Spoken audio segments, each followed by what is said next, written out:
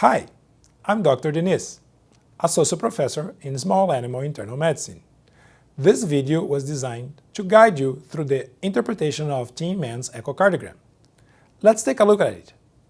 If needed, pause this video to help you interpret the images. This cat was not Tin Man, but shows how he was positioned in the right parasternal recumbency. We use this position so the heart drops down towards the thoracic wall to reduce the interference of the lungs. Next, the ultrasound probe is positioned longitudinal to the long axis of the heart, with the probe marker pointing away from the operator and towards between the patient's shoulders. Using this approach, we are able to see the 4 chambers of the heart. Remember that the image on the screen of the equipment is upside down when compared to the patient's position. So, the left ventricle and left atrium, which are distant from the probe, will be presented at the bottom of the image. The right ventricle and right atrium will be presented at the top of the image, since they are closer to the probe. On the left, we see the echo from a normal cat's heart. We can identify the left ventricle, left atrium, right ventricle, right atrium, and even the mitral and tricuspid valves during systole and diastole. The video has been slowed down to facilitate the interpretation. On the right, we see Tin Man's heart.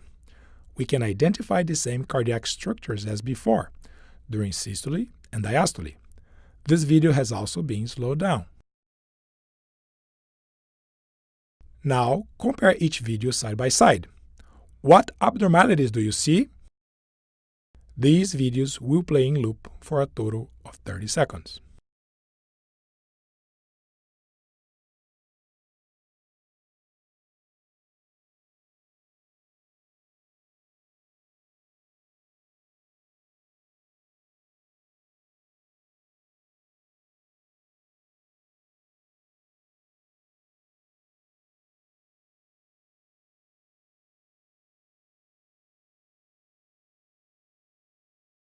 Next, we use the color Doppler mode to detect the flow of blood inside of the heart. As presented in the scale in the top right corner, red color indicates blood flowing towards the probe, while blue color indicates blood flowing away from the probe. A mosaic of colors, including the green color, indicates turbulent flow. Can you describe the blood flow inside of this heart during systole and diastole? This video will play in loop for a total of 30 seconds. The next view is the right parasternal short axis.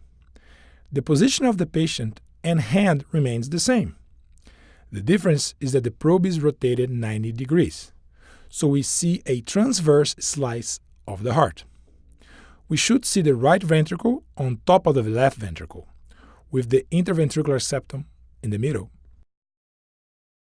In Tin Man's case, the image obtained was rotated clockwise, so the left ventricle is on the left side of the screen, with the right ventricle on the right side of the screen.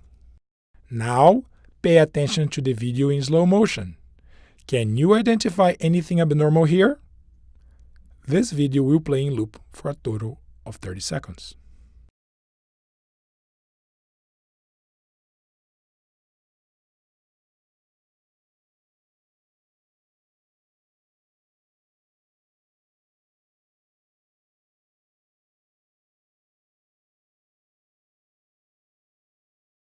Finally, we also performed a bubble study.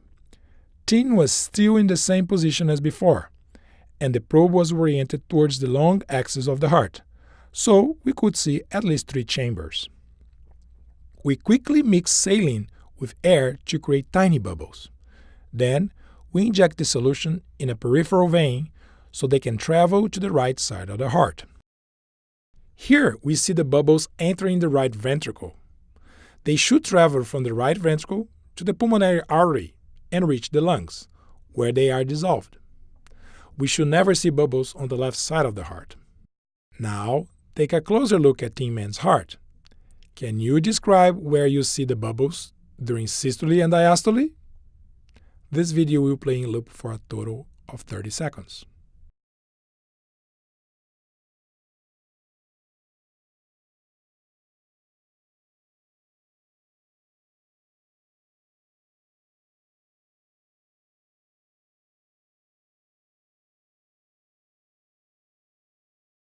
This concludes our review of Team Man's echocardiogram. Thank you for watching and see you next time.